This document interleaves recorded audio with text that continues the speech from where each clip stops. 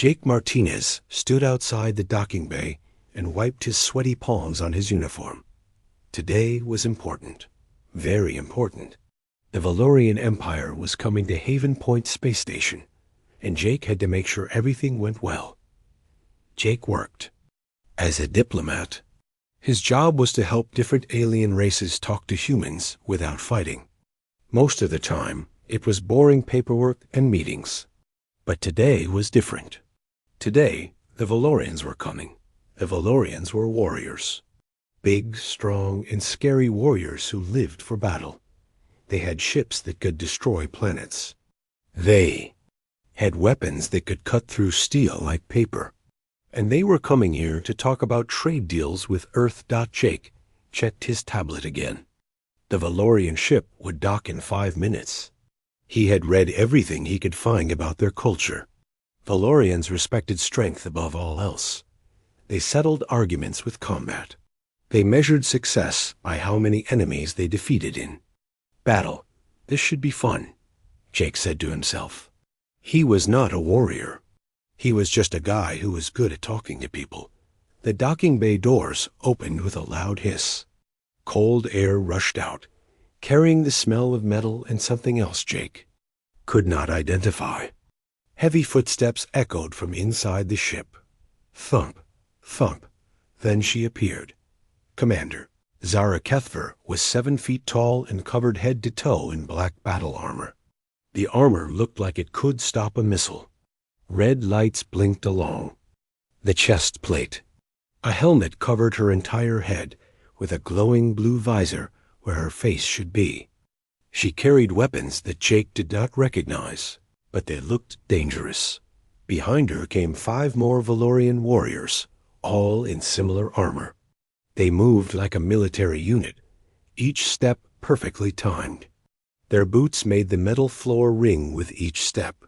Jake felt very small and very human. Commander Kethver, Jake said, stepping forward. He tried to keep his voice steady.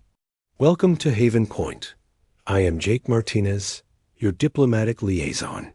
The blue visor turned toward him. For a moment, nobody spoke. Jake wondered if she was scanning him for weapons or weaknesses. Maybe both. Human Jake Martinez. Her voice came through speakers in the helmet. It sounded mechanical and cold. I am Commander Zara Kethver of the Valorian Third Fleet. We have come to discuss trade arrangements. Excellent, Jake said. I have prepared meeting rooms for our negotiations. Would you like to rest first, or... Warriors do not rest, Zara said. We are ready to begin. Jake nodded. Of course. Right this way. He led them through the station corridors. Other aliens and humans stopped to stare as the Valorian warriors marched past. Children hid behind their parents. Even the tough-looking space truckers moved out of the way. The meeting room was large and comfortable, with soft chairs around a round table. Jake had chosen it carefully. Round tables were supposed to make everyone feel equal. The Valorians did not sit down. They stood at attention behind Zara's chair, like statues made of metal and death. Please, have a seat, Jake said, gesturing. To the chairs. I will stand, Zara said. Standing shows readiness for battle. Jake sat down alone at the big table. This was going to be harder than he thought. Let me start by saying how honored Earth is to meet with the Valorian Empire, Jake began. We hope this is the beginning of a long and peaceful partnership. Peace is earned through strength, Zara replied. What strength does Earth offer? Jake had prepared for this question. Earth offers resources, technology, and cultural exchange. We have foods, entertainment, art. The helmet tilted slightly. What use is art in battle? Well, art is not for battle, Jake said carefully. It is for ... enjoyment. Beauty, making life more interesting. Silence filled the room. Jake could hear the soft hum of the station's air recyclers. The other Valorian warriors did not move. At all. Jake wondered if they were even breathing. Humans create things that serve no combat purpose? Zara asked finally. Yes, lots of things, Jake said, getting more confident. Music, paintings, movies, books. We have restaurants where people go just to enjoy good food and talk with friends. This is strange, Zara said. The helmet turned slightly, as if she was looking at something Jake could not see. Valorians use time to train for battle, or to battle. All other activities are weakness. Jake leaned forward. What do Valorians do when they are not fighting? We prepare to fight. But what about when the fighting is over? When you win? Another long pause. We find new battles. Jake felt sorry for her. A life with nothing but fighting sounded lonely and tired. Do you ever just relax? Watch a sunset? Listen to music? These things you describe, Zara said slowly, they serve no strategic purpose. They serve a happiness purpose, Jake said. The blue visor stared at him for a long moment. Jake thought he saw it flicker slightly, as if she was running some kind of scan on him. Happiness, she repeated the word, like she was testing how it sounded. The negotiations went on for hours. Jake learned that Valorians were not just warriors. They were incredibly smart warriors. Zara knew more about trade routes, resource management, and galactic politics than most human experts. But every solution she suggested involved either combat or the threat of combat. When they took a break, Jake watched Zara stand perfectly still while her warriors remained at attention behind her. She never moved, never seemed to get tired, never even seemed to breathe hard inside that armor. But Jake noticed something else. When he mentioned human art or music or food, the helmet would tilt slightly toward him. Like she was curious, but trying not to show a dot. As the day ended, Jake felt bold. Maybe it was the successful negotiations, or maybe it was the way she had asked about human customs. Something made him take a chance. Commander Kethvar, he said as the Valorians prepared to leave. Would you be interested in experiencing human recreational activities? Perhaps we could have dinner tomorrow night? The helmet turned toward him sharply. The other Valorian warriors tensed up, hands moving toward their weapons. You challenge me to combat? Zara asked. No, no. Jake said quickly, raising his hands. Not combat, just dinner. Food, conversation, cultural exchange. The room went very quiet. Jake could hear his own heartbeat. This dinner, Zara said carefully, it is a form of human negotiation? Jake thought fast. Yes, you could say that. Humans often conduct important discussions over meals. The helmet was silent for a long moment. Then Zara nodded once, sharp and military. I accept this challenge, she said. Where and when shall we meet for battle? 7 o'clock tomorrow night, Jake said, trying not to smile. Stella's Garden Restaurant, Level 5. And Commander? It is not a battle. It is just dinner. All meetings between warriors are battles. Human Jake Martinez, Zara said. Some battles are simply fought with words instead of weapons. As the Valorians marched out of the meeting room, Jake sat back in his chair and wondered what he had just gotten himself into. He had asked an alien warlord on a date, and somehow she had said yes. This was either going to be the best diplomatic breakthrough in human history, or the worst mistake of his life. Maybe both. Jake woke up the next morning with a terrible feeling in his stomach. What had he done? He had asked Commander Zara Kethvar to dinner, an alien warrior who could probably crush his head with one hand, an alien warrior who thought dinner was some kind of battle. He rolled out of bed and checked his computer for everything he could find about Valorian culture. Most of it was not good news. Valorians settled disputes through combat. They measured worth by fighting skill. They had never been seen without their battle armor. Ever. Some scientists thought the armor might be permanently attached to their bodies. This is bad, Jake said to his empty room. "This is very bad." His door chimed. Jake pressed the button, and Lisa Park walked in. Lisa was his best friend on the station and the only person who knew about his dinner plans. "How are you feeling?" "About tonight?" Lisa asked with a big grin. "Terrible," Jake said. "I think I made a huge mistake." Lisa sat down on his couch and laughed. "You asked a 7-foot alien warrior on a date. Of course you made a mistake, but it might be a fun mistake. She thinks it is a battle, Lessa. She said all meetings between warriors are battles. Maybe Valorian battles are different than human." "Battles," Lisa suggested. "Maybe they battle with conversation instead of swords." Jake showed her his computer screen full of research. "Look at this. Valorians have never been recorded eating for pleasure. They consume nutrition paste for efficiency. They do not understand art, music, or entertainment.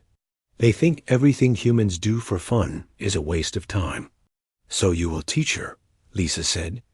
"Show her what she is missing. What if she gets angry? What if she thinks I am trying to make her weak?" Lisa patted his shoulder. "Jake, you are the best diplomat on this station. If anyone can have dinner with an alien warrior without starting a war, it is you." "Thanks," Jake said. "I think." Lessa left, and Jake spent the rest of the day preparing. He read more about Valorian customs. He picked out his best clothes. He even practiced conversation topics in the mirror. "So, Commander," he said to his reflection, "what do you do for fun?" He shook his head. Valorians did not have fun. "Nice armor you have there." That sounded stupid too. Meanwhile, on the Valorian ship, Commander Zara Kethver was having her own problems. She stood in her private quarters, staring at her computer screen. She had spent hours searching for information about human dinner combat protocols. The results made no sense according to her research. Humans consumed food together as a social activity. They used small tools called forks and knives, but not as weapons. They sat across from each other at tables and made something called conversation. "Sub-Commander Nix," Zara called to her aide. A smaller Valorian warrior entered the room. Like all Valorians, Nix wore full battle armor with a helmet that hid her face. "Yes, Commander?" "Explain this human ritual to me," Zara said, pointing at her screen. "They call it dinner. The human Jake Martinez has challenged me to this dinner combat." Nix looked at the screen. "According to our databases, humans consume nutrition while engaging in verbal sparring. It appears to be a test of mental agility rather than physical combat." "But why do they use such small weapons?" Zara asked, pointing to a picture of dinner utensils. "These knives could barely pierce skin." "Perhaps it is symbolic," Nix suggested. "A demonstration of restraint and precision rather than raw power." Zara nodded slowly. This made some sense. Humans were weak physically, so they must test each other in different ways. "What is the tactical significance of this location?" Zara asked, pulling up information about Stella's Garden restaurant. Nix scanned the data. "It appears to be neutral ground, multiple exit points, low lighting for stealth movement, tables positioned for clear sight lines, an acceptable battlefield for verbal combat." "Good," Zara said. "Have the armor technicians check all my systems.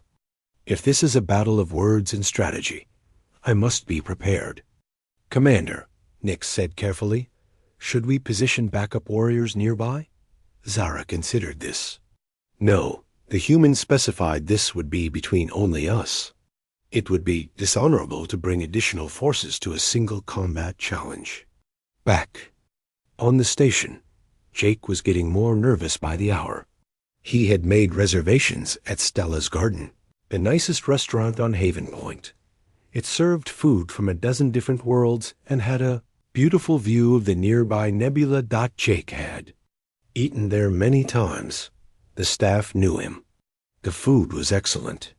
It was romantic and peaceful and everything a first date should be. Except his date was a heavily armed alien warrior who had never heard of romance. At 6 o'clock, Jake got dressed in his best civilian clothes. Dark pants, a nice shirt, and a jacket that his sister had given him for his birthday. He looked in the mirror and tried to look confident. "You can do this," he told himself. "She is just a person. A 7-foot-tall person in battle armor who could kill you without trying, but still just a person." Jake walked to the restaurant early. He wanted to make sure everything was perfect. The table had a good view of the nebula. The lighting was soft and warm. He had asked them to prepare a variety of human foods that might interest someone who had never tasted anything but nutrition-based at the same time. Zara was preparing for battle. She ran a full diagnostic on her armor systems. Weapons charged, sensors calibrated, communications clear. Her helmet display showed her heart rate, blood pressure, and stress levels, all normal for pre-combat preparation. "Remember," she told herself, "this is a test of mental strength, not physical combat." The human Jake Martinez wishes to engage in verbal sparring while consuming nutrition. Show him Valorian superiority through superior strategy and logic. Zara checked her armor one more time. The black metal gleamed under the ship's lights. Her weapons were secure but easily accessible. Her helmet systems were running perfectly. She was ready for dinner combat. At exactly 7 o'clock. Zara left her ship and walked through the station corridors toward Stella's garden. Other beings moved quickly out of her way. This was normal. Everyone feared Valorian warriors. She found the restaurant easily. Her helmet sensors had already mapped the entire level and identified all possible entry and exit points. The tactical situation was acceptable. Zara walked through the restaurant's front door and stopped. This place was nothing like the combat arenas she was used to. Soft music played from hidden speakers. The lights were dim and warm instead of harsh and bright. Plants grew in decorative pots. The air smelled like flowers and cooking food. Humans and aliens sat at small tables, talking quietly. They held hands across the tables. They smiled at each other. They looked happy. Zara had never seen anything like it. "Welcome to Stella's garden," said a nervous waiter. He was a Centaurian, with 4 arms and green skin. "Are you here for T.H.E. Martinez reservation?" "I am Commander Zara Kethver," she announced in her mechanical voice. "I am here for dinner combat with human Jake Martinez." The waiter's 4 eyes went wide. "Combat? Oh no, we do not allow fighting in the restaurant. This is a peaceful establishment. Where is my opponent?" Zara asked, ignoring his concern. The waiter pointed toward a table by the window. "Mr. Martinez is waiting for you there." Zara scanned the area with her helmet sensors. No ambush points, no hidden weapons, no other warriors waiting to assist Jake Martinez. This was indeed single combat. She walked toward the table, her heavy boots making loud clanking sounds on the restaurant floor. Other diners stopped eating and stared at her. Some looked frightened. Others looked curious. Jake Martinez sat at the table wearing simple civilian clothes. No armor, no visible weapons. He held a small bundle of colorful plants in his hands. As Zara approached, Jake stood up. He looked nervous but determined. "Commander Kethver," he said with a smile. "Thank you for coming. You look impressive." Zara scanned him for signs of deception or hidden threats. Her sensors found nothing dangerous. Either he was a master of concealment, or he really was unarmed. "I am prepared for dinner combat," Zara announced. "Let the battle begin." Jake's smile flickered slightly. "Right, dinner. Please sit down." Zara looked at the chair. It was small and delicate, designed for beings much smaller than Valorian warriors. She tested it carefully with one armored hand. It creaked under the weight, but did not break. Slowly, carefully, Zara lowered herself into the chair. Her armor scraped against the table and chair arms. Her weapons clanked against the furniture. Other diners continued to stare. "These are for you," Jake said, holding out the bundle of plants. Zara's sensors immediately scanned them for toxins, explosives, or biological weapons. The results were confusing. "These plants are not weapons," she said. "They are flowers," Jake explained. "Humans give flowers as gifts to people we respect." Zara took the flowers with her armored hands. They were soft and colorful and smelled pleasant. Her sensors told her they were completely harmless. "What is their strategic purpose?" she asked. Jake paused. "They do not have a strategic purpose. They are just beautiful." Zara stared at the flowers through her helmet visor. Beautiful. That word again. Humans seemed to think beauty was important, but Zara did not understand why. "This dinner combat," she said, setting the flowers carefully on the table. "What are the rules? How do we determine victory?" Jake looked confused. "There are no rules exactly. We just eat food and talk, get to know each other better." "And the victory conditions?" "There are no victory conditions. The goal is just to have a good time." Zara processed this information. A battle with no rules and no victory conditions. A test with no way to win or lose. This was the strangest combat scenario she had ever encountered.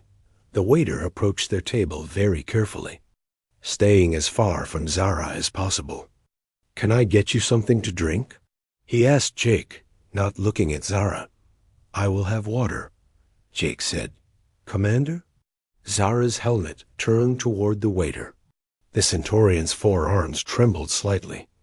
"I require liquid nutrition," Zara said. "Standard. Warrior hydration formula." The waiter looked confused. "We do not have warrior hydration formula. We have water, juice, wine, coffee, ... Water will be acceptable," Zara decided after a moment. As the waiter hurried away, Jake leaned forward slightly. "So, Commander, tell me about yourself. What do you do when you are not negotiating trade deals?" "I train for combat," Zara replied. "Immediately. I study battle tactics.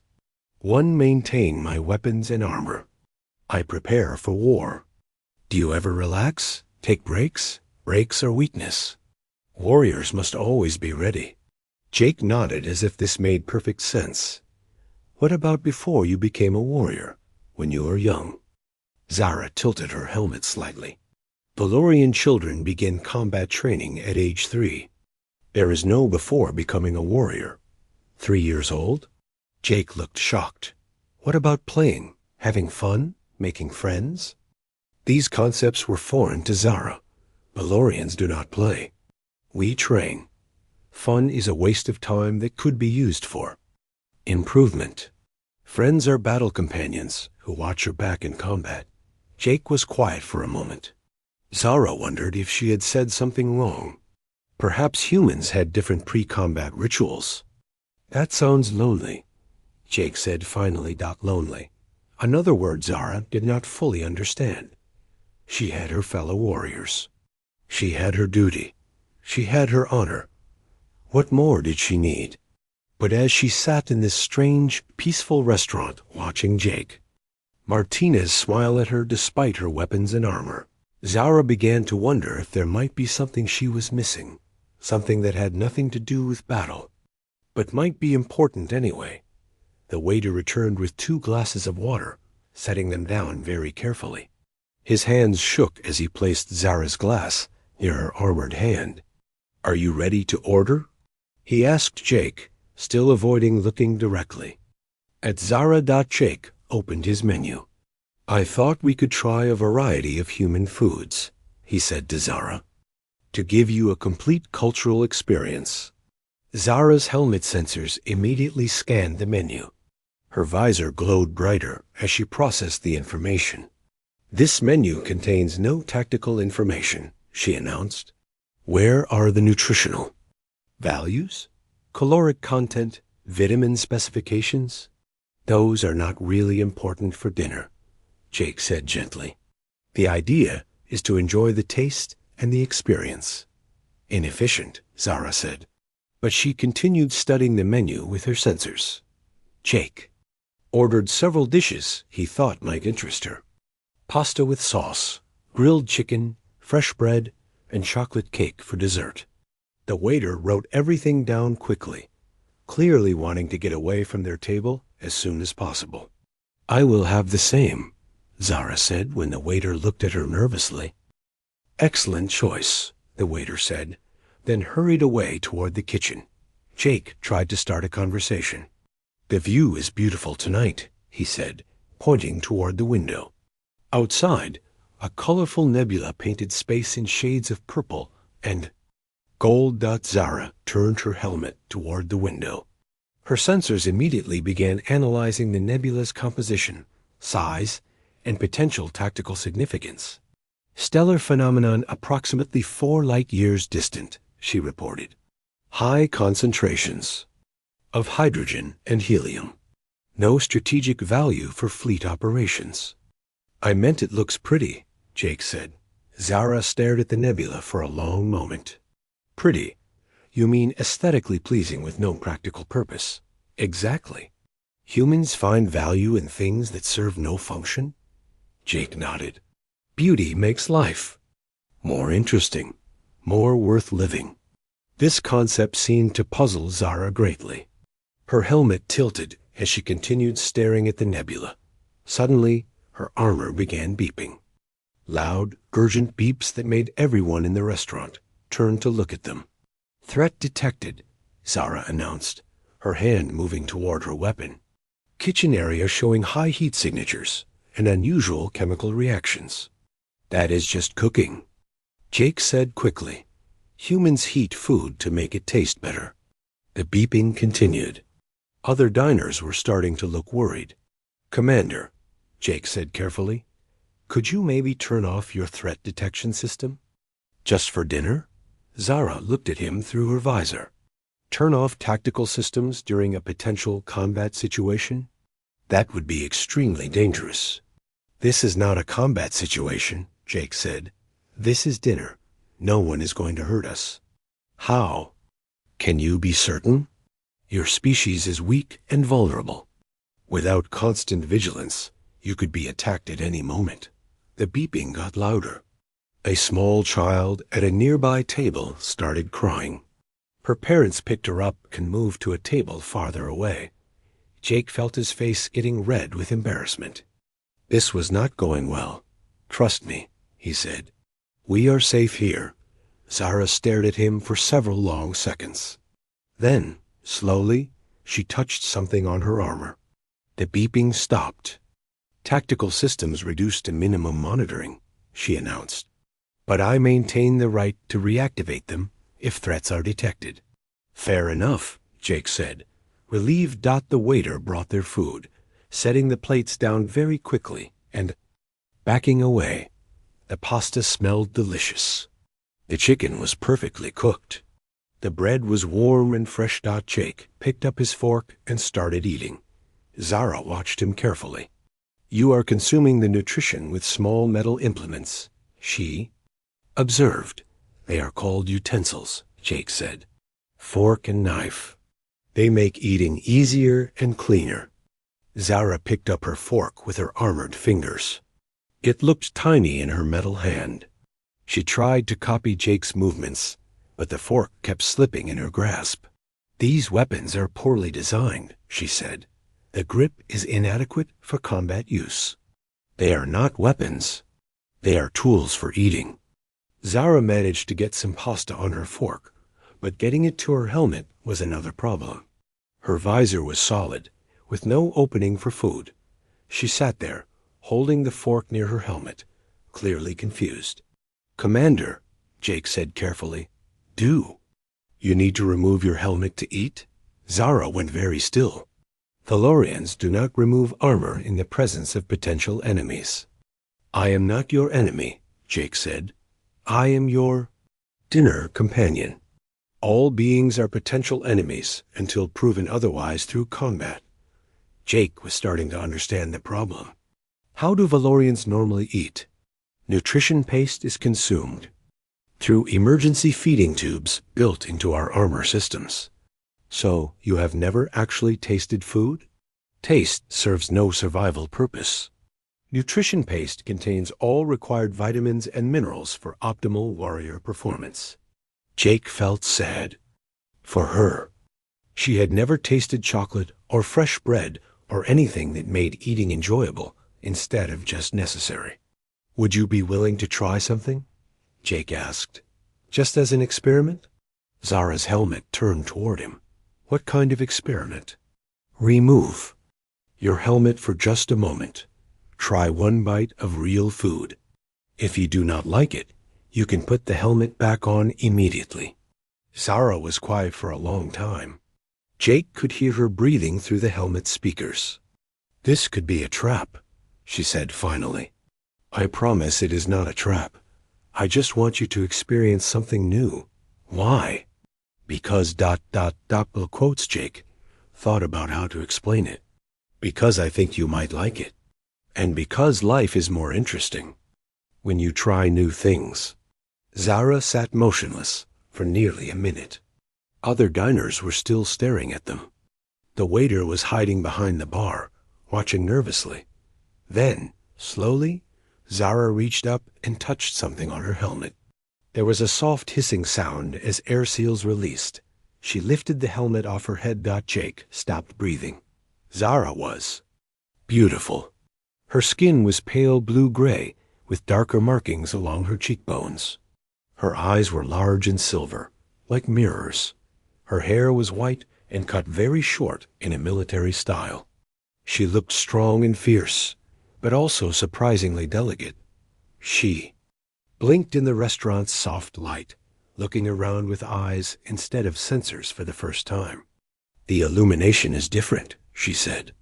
Her voice was softer without the helmet speakers, with a slight accent Jake found pleasant. How do things look? Jake asked. Zara turned her silver eyes toward the window. The stellar phenomenon, ... the nebula. It is ... double quotes. She paused. Search. Ing for words. It is more than my sensors indicated. Beautiful? I am beginning to understand this word, she said quietly. Jake smiled and pushed the plate of pasta closer to her. Try this. Zara picked up the fork again. This time, her uncovered fingers had better control. She managed to get some pasta and sauce onto the fork and brought it to her mouth. She chewed slowly, her silver eyes widening. This is remarkable, she said. The taste is complex. Multiple flavors combined in harmony. Do you like it? Like is an inadequate word, Zara said, taking another bite. This creates sensations I have never experienced. Why do Valorians not eat food like this? Maybe because you never tried? Zara tried the chicken next, then the bread. Each bite seemed to amaze her.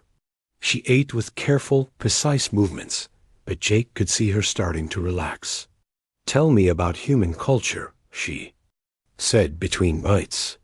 Why do you create things like this food when nutrition paste is more efficient? Jake thought about how to explain it. Efficiency is not the only thing that matters to humans. We also care about happiness, beauty, pleasure, love. Love, Zara repeated the word carefully. This means strong affection for another being? Among other things, yes. And humans consider this important? Very important. Many humans say love is the most important thing in life. Zara ate more food, thinking about this. Valorians do not have love. We have duty, honor, respect for strength, but not love. That sounds lonely, Jake said, using the same word from earlier. You said that before. Lonely. Explain this concept. Jake tried to find the right words. It means feeling alone, even when other people are around. Feeling like no one really understands you or cares about you as a person. Zara was quiet for a long time. "I think I may understand lonely," she said finally. "I have fellow warriors, but they know only my rank and my combat record. They do not know ... me. What would you want them to know about you?" Jake asked gently. Zara looked surprised by the question. No one has ever asked me that." She tried the chocolate cake. Her eyes went very wide. "This is incredible," she said. "It serves no nutritional purpose at all, does it?" "None whatsoever. It exists purely for enjoyment. Remarkable." She took another bite. "If I could tell my fellow warriors something about me, ... She paused, thinking. "I grow plants in my ship's hydroponics bay. Small flowering plants from different worlds. My superiors do not know. They would consider it a waste of time and resources." "Why?" "Do you grow them?" "I do not know. They are pleasant to look at. They make the ship feel less cold and mechanical." She looked embarrassed. "This is probably a sign of weakness." "No," Jake said firmly. "It is a sign that you appreciate beauty. That is not weakness. That is what makes life worth living." Zara stared at him. "You truly believe this?" "Absolutely." They finished dinner while talking about their different worlds. Zara told him about Valorian military training and the honor codes warriors lived by. Jake told her about human art, music, and literature. "Your species creates stories that never happened?" Zara asked. "Fiction, yes. Stories help us understand life and emotions better. And you create music that serves no function except to create. Emotional responses? That is the point of music." Zara shook her head in amazement. "Humans are the strangest species I have ever encountered. Is that bad?" Zara smiled for the first time. It transformed her entire face, making her look younger and happier. "No," she said. "I think it may be wonderful." As they prepared to leave, Zara put her helmet back on. The moment she did, her voice became mechanical again, and her posture stiffened. Into military readiness. This dinner combat was educational, she said formally. Jake felt disappointed. The real Zara had disappeared behind the armor again. "Would you like to do this again sometime?" he asked hopefully. Zara was quiet for a moment.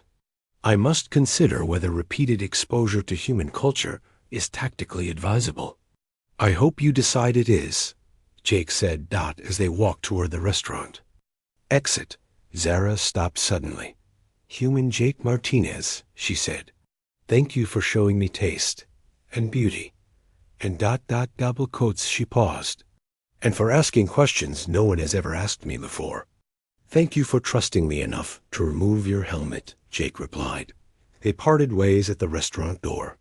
Jake watched Zara walk away, her armor clanking with each step. But now he knew there was a person inside that armor.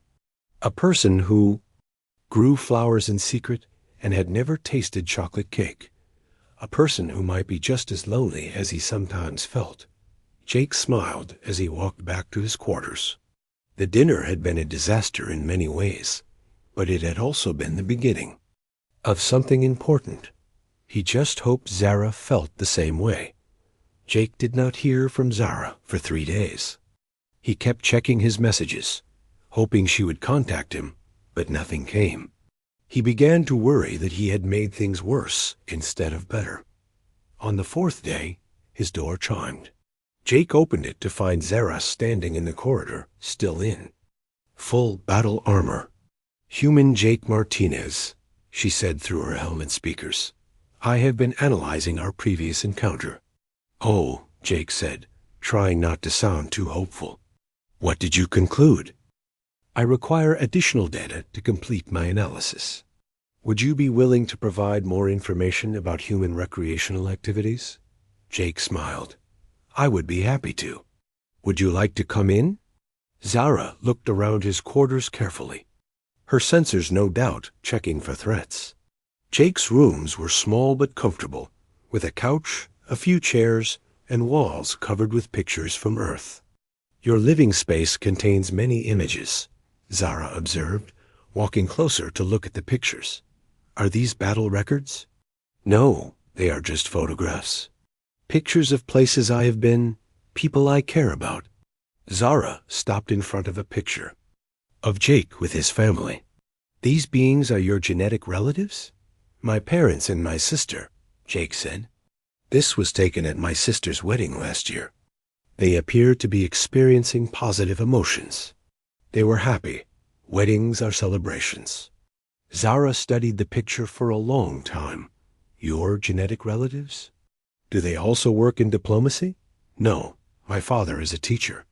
My mother is a doctor. My sister is an artist. Artist, Zara repeated. She creates things with no practical purpose. She creates paintings.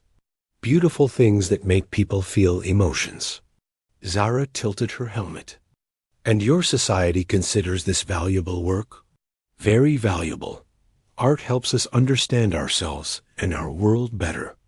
Zara moved to another picture, this one showing a sunset over Earth's ocean.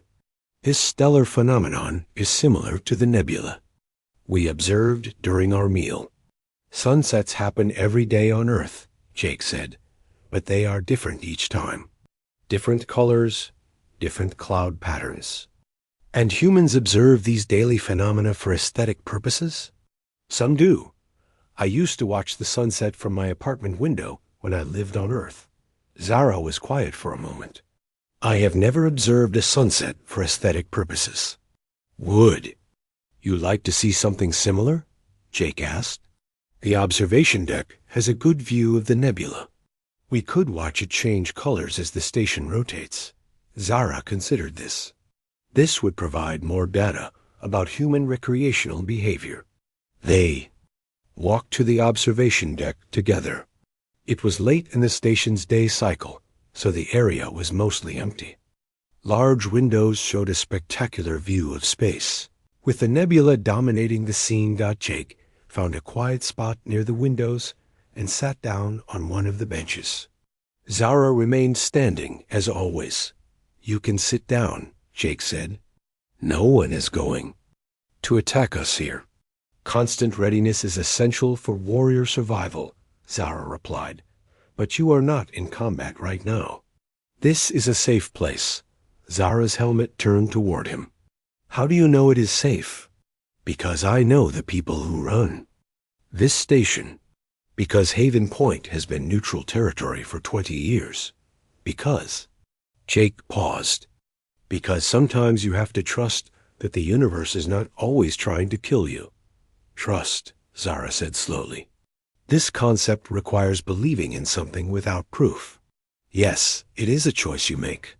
Zara stood silently for several minutes, looking out at the nebula. Finally, she sat down on the bench next to Jake, her armor clanking against the metal seat. This is strange, she said. Sitting without purpose.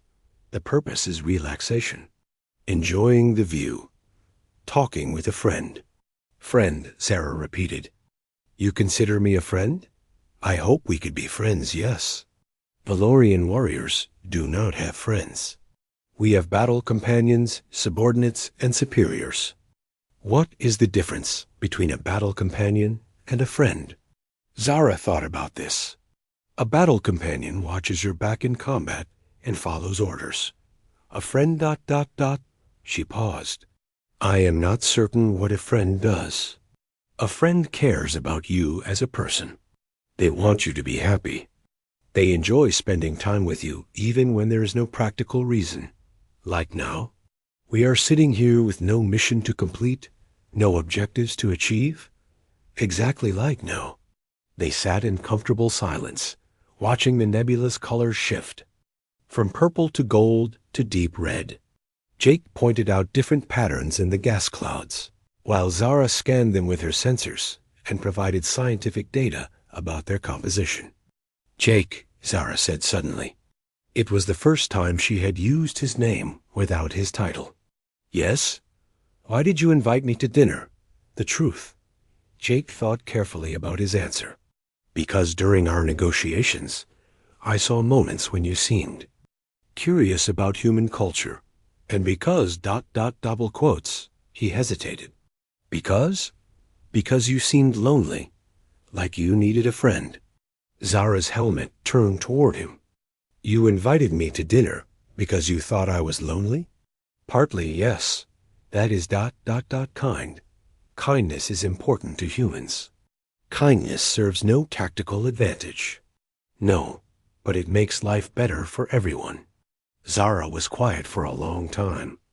The nebula continued its slow color changes, painting their faces in shifting light. I have never told anyone this, Zara said finally. But I think you may be correct. I think I am lonely. Jake felt honored that she trusted him enough to admit this. What makes you feel lonely? I have been a warrior for 15 years. I have. Served with distinction. I have earned respect and fear from my enemies. But ... double quote. No one has ever asked me how I feel. No one has ever cared if I was happy or sad. No one has ever wanted to know what I think about when I am not fighting. What do you think about? I think about the plants in my hydroponics bay. I wonder what it would be like to see the worlds they come from. I think about the stars and whether there are beings out there who create art and music like humans do. Her voice was quiet, almost a whisper. I think about what it would be like to remove this armor and never put it on again. Jake was surprised. You want to stop being a warrior? I do not know. It is the only life I have ever known. But sometimes, when I am alone in my quarters, I imagine what it would be like to grow a garden, to watch sunsets, to have conversations about beauty instead of battle tactics. Those sound like wonderful things to want. They are impossible things, Zara said sadly. Valorian society would consider such desires weakness. I would lose my rank, my honor, my place in the empire. Maybe, Jake said gently. Or maybe your. Society needs to learn what mine is still learning. What is that? That strength comes in many forms. That there is courage in vulnerability. That the best warriors fight to protect beautiful things, not just to destroy enemies. Zara turned her helmet toward him. You believe vulnerability is a form of strength. The strongest thing you did tonight was remove your helmet at dinner. That took more courage than any battle. Why? Because you let me see who you really are. Not the warrior, not the commander, but you.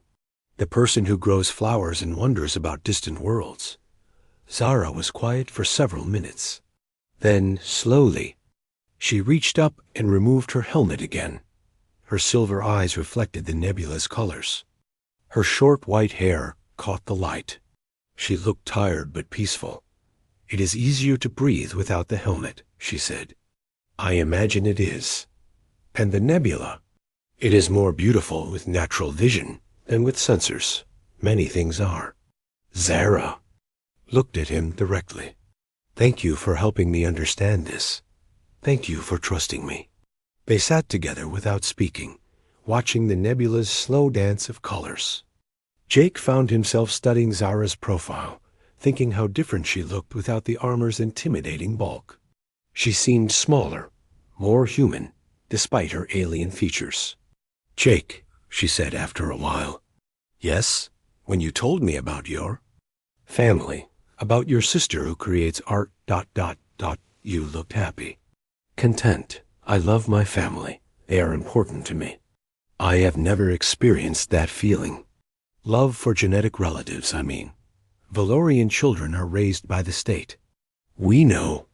Our birth parents only as names in files. That sounds harsh. It is efficient. Personal attachments can compromise a warrior's judgment. Or they can give a warrior something worth fighting for. Zara considered this.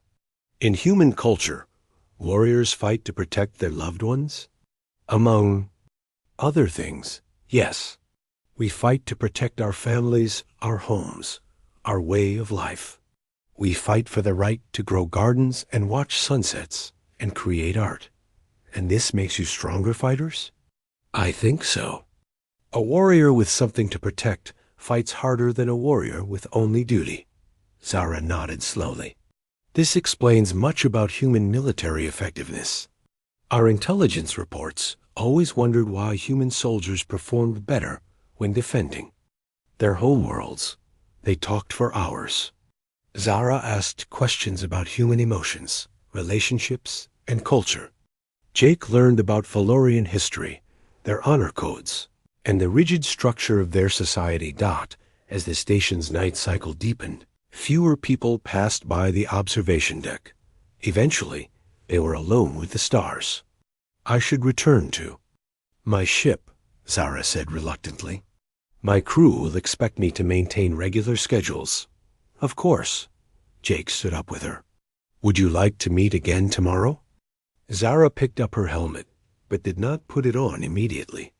I would like that. But Jake, yes. I cannot keep removing my armor in public places.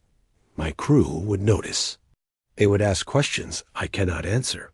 I understand. We could meet. In my quarters or find somewhere private. Your quarters would be acceptable. Zara put her helmet back on, and her voice became mechanical again. I will come tomorrow evening at the same time. I'll be there. As they walked back through the station corridors, Jake noticed something different about Zara's posture. She still moved like a warrior, but there was less tension in her shoulders. Her steps seemed lighter. Despite the heavy armor at the junction where their paths separated, Zara stopped. Jake, she said through her helmet speakers. Yes, thank you. For showing me the nebula, and for explaining friendship. Thank you for sharing your thoughts with me, for trusting me with who you really are. I have never had a friend before, Zara said quietly. I think I would like to learn how. Jake smiled. I think you are learning already. As Zara walked away toward the docking bay, Jake felt something he had not expected. Hope, not just for their friendship, but for what it might mean for both their peoples. If a human diplomat and a Valorian warrior could become friends, what other impossible things might be possible? Standing alone in the corridor, watching Zara's armor disappear around a corner, Jake realized that this friendship was changing him too. Her questions made him think about human culture in new ways. Her courage in removing her helmet inspired him to be braver in his own life. Maybe the best diplomacy was not about trade agreements and treaties. Maybe it was about two people choosing to trust each other, one conversation at a time. Over the next 2 weeks, Jake and Zara met every evening. Each time, Zara wore a little less armor.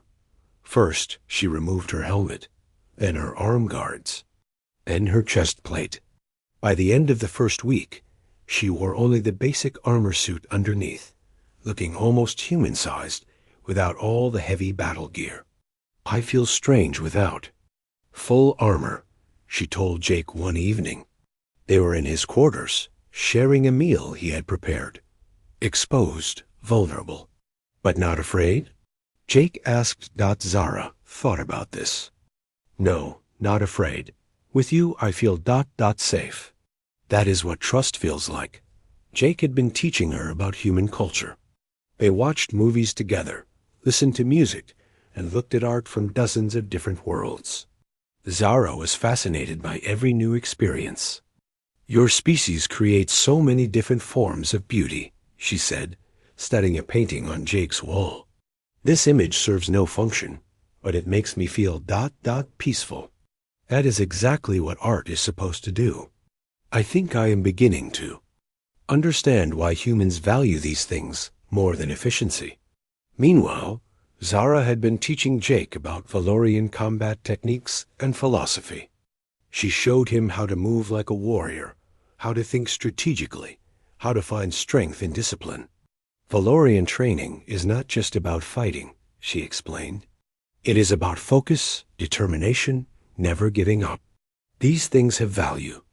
Beyond combat. You are teaching me to be stronger, Jake said. And you are teaching me to be more human, Zara replied. But their friendship was not without problems. Other Valorians on Zara's ship began to notice changes in their commander. Sub-Commander Nix approached Zara one morning with concerns.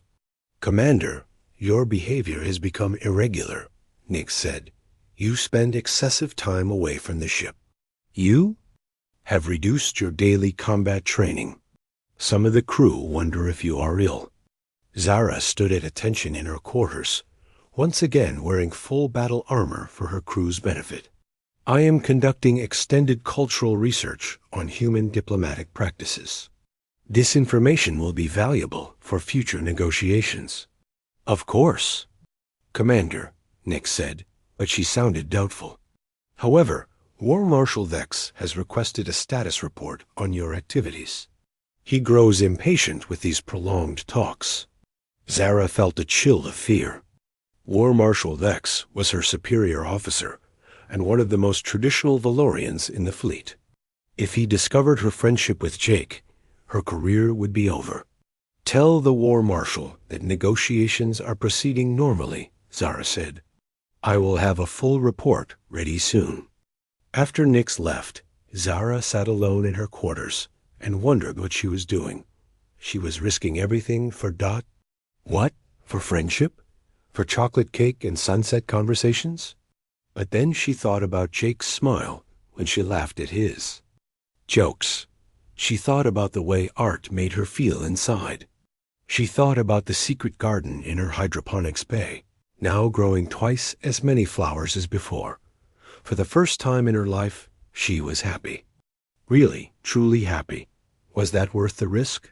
Meanwhile, Jake was having his own problems. Some of the human diplomats on Haven Point thought he was getting too close to the Valorians. "You are spending too much time with that alien warrior," said Director Frank Coleman, Jake's supervisor. "People are starting to talk. They think you might be compromising your objectivity." "My relationship with Commander Cathver is purely professional," Jake lied. "I am gathering intelligence about Valorian culture. Just remember where your loyalties lie," Coleman warned. "Humans first, always." Jake nodded, but he felt sick inside. His friendship with Zara had taught him that loyalty to his own species did not have to mean hatred for others. In fact, understanding other species made him appreciate humanity even more. The crisis came on a Tuesday morning.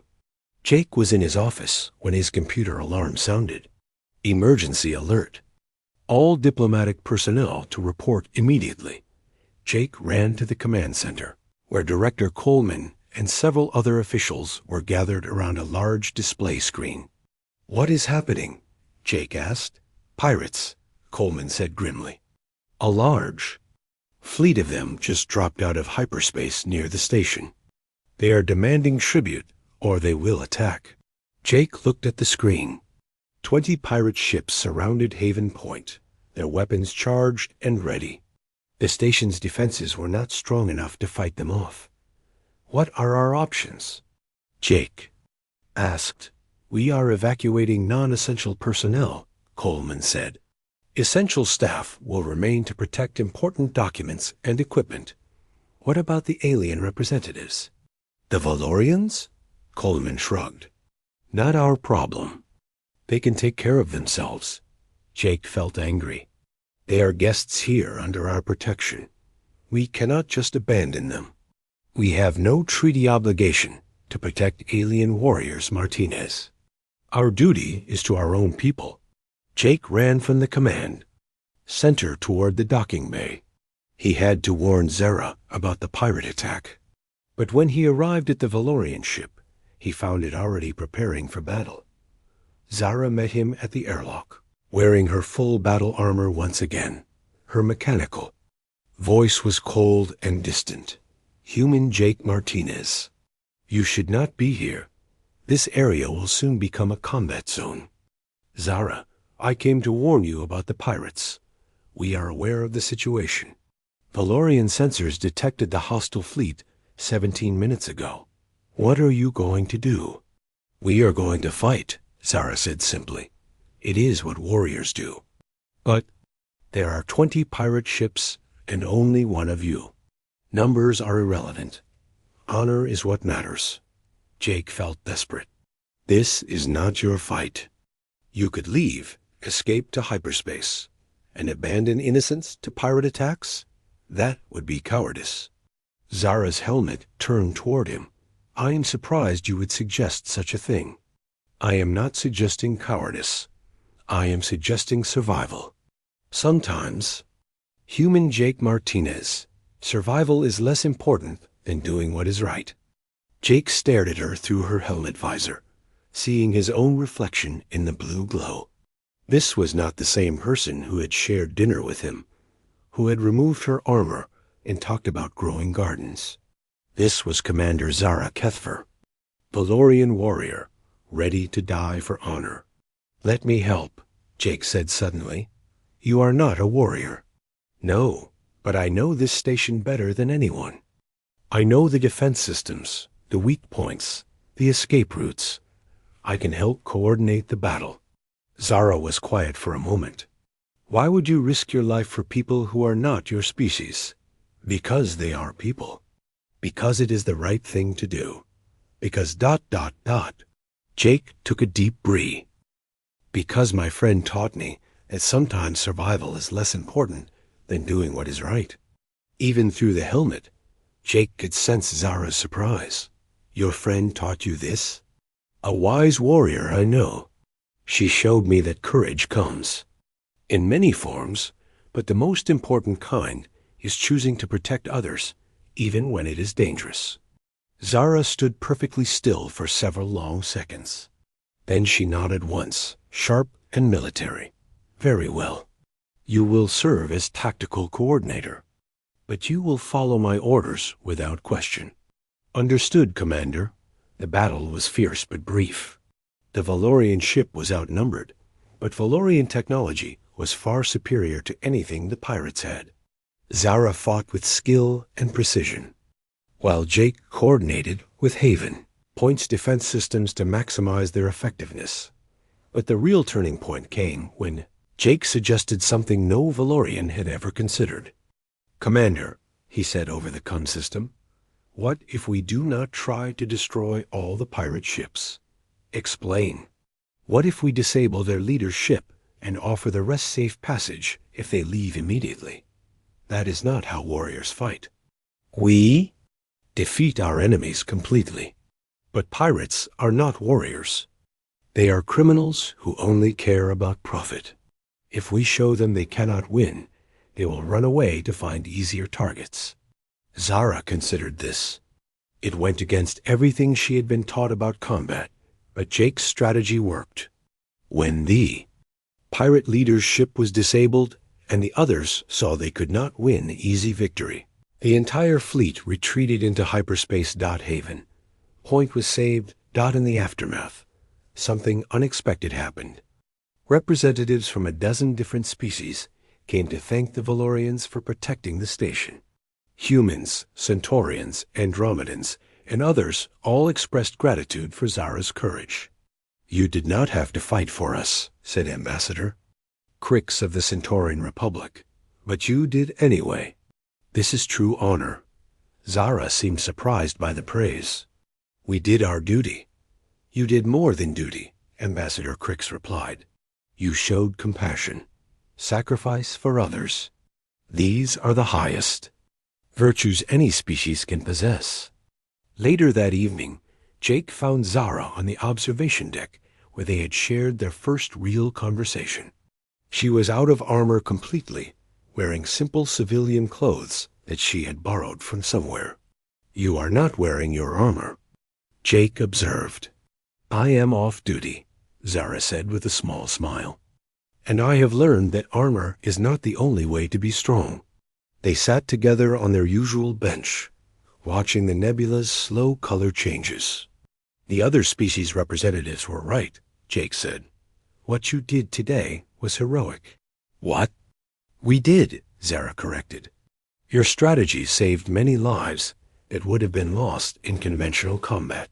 I learned that strategy from a wise warrior, and I learned compassion from a patient diplomat. They were quiet for a while, enjoying. the peaceful moment after the day's excitement. "Jake," Zara said finally. "Yes?" "When the battle began today, I felt something I had never experienced before." "What was that?" "Fear. Not fear of dying, but fear of never seeing you again. Fear of losing someone I care about." Jake felt his heart speed up. Zara ... "I think this feeling might be what humans call love." Jake turned to look at her. In the nebula's soft light, her silver eyes seemed to glow. "I think it might be," he said softly. "Is it supposed to make you feel brave and terrified at the same time?" Jake laughed. "That sounds exactly right." Zara moved closer to him on the bench. "I have a confession to make." "What is that?" "I have requested a permanent transfer to Haven Point as Cultural Liaison Officer. I want to continue learning about human customs and helping other species understand each other." "That is wonderful. But what about your career in the Valorian?" "Military." War Marshal Dex was impressed by today's battle. He said my understanding of non-Valorian psychology gave us a tactical advantage. He has approved my transfer and recommended me for promotion. "So you get to keep your honor and stay here too?" "It appears so, though I suspect my duties will be quite different from traditional military service." Jake grinned. "I think you will be an excellent cultural liaison officer. I will need help learning about other species besides humans. I know someone who would be happy to help." "Oh, who is that?" "A friend of mine." "A very good friend." Zara smiled and took his hand. Her skin was warm and soft, nothing like the cold metal of her armor. "I think I would like to meet this friend." "I think you already have." They sat together under the stars, holding hands and watching the nebula paint space in shades of gold and purple. Around them, Haven Point hummed with dozens of species, living and working together in peace. "Jake," Zara said quietly. Thank you for asking me to dinner that first night. Thank you for saying yes. I was terrified, you know. I had never done anything like that before. Neither had I. Asking an alien warrior on a date was definitely a first for me, too." Zara laughed, a sound Jake had come to love. "I am glad we were both brave enough to try something new." "Me too." In the weeks that followed, Jake and Zara's relationship became something of a sensation on Haven Point. The human diplomat and the Valorian warrior who had found love across the vast differences between their species. Other beings began to see that if humans and Valorians could find common ground, perhaps any two species could learn to understand each other. Trade agreements increased. Conflicts decreased. Haven Point became even more of a symbol of peaceful cooperation between different worlds. Jake's family came to visit and instantly loved Zara. His sister painted a portrait of them together, which now hung in their shared quarters. His parents treated her like the daughter they had never had. "She makes you happy," his mother said. "That is all that matters." Zara's changes were even more dramatic. She opened the first interspecies cultural center on Haven Point, where beings from different worlds could learn about each other's art, music, and traditions. Her secret garden became a public space where anyone could come to see flowers from 100 different planets. "Beauty should be shared," she told Jake. Keeping its secret was selfish. "I am proud of you," Jake said, watching her give a tour to a group of young aliens who had never seen Earth roses before. "You have become everything you dreamed of being." "We both have," Zara replied, taking his hand as they walked through the garden together. One evening, as they sat in their favorite spot on the observation deck, Jake asked her a question. "Do you ever miss being a full-time warrior?" Zara considered this. "I miss the clarity sometimes, the simple certainty of duty and honor, but I do not miss the loneliness. I do not miss feeling like there was nothing worth living for, except the next battle." "And now?" Now I have reasons to live that have nothing to do with combat.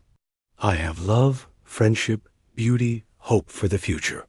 I have you." Jake squeezed her hand.